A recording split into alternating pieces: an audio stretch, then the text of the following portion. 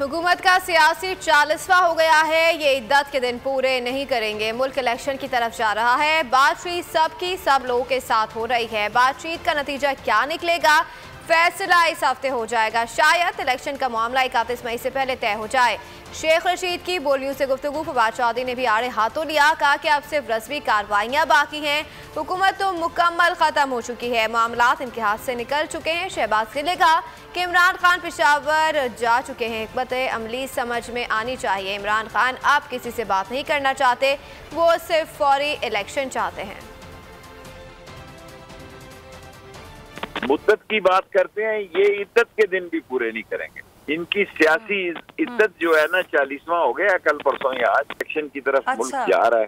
बातचीत तो सब लोगों की सब लोगों के साथ हो रही है। इसका नतीजा क्या निकलेगा इस हफ्ते में फैसला हो जाएगा।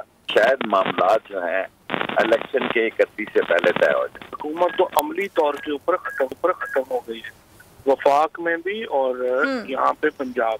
मामलात हैं वो इनके हाथ से तो बाहर निकल चुके हैं।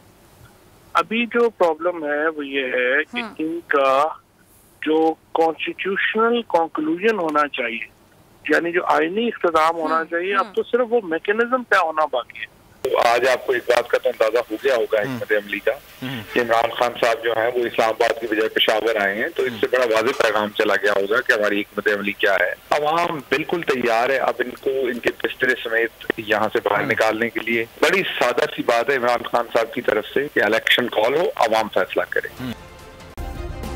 सब्सक्राइब करें और बेल दबाएं ताकि कोई खबर रह न जाए।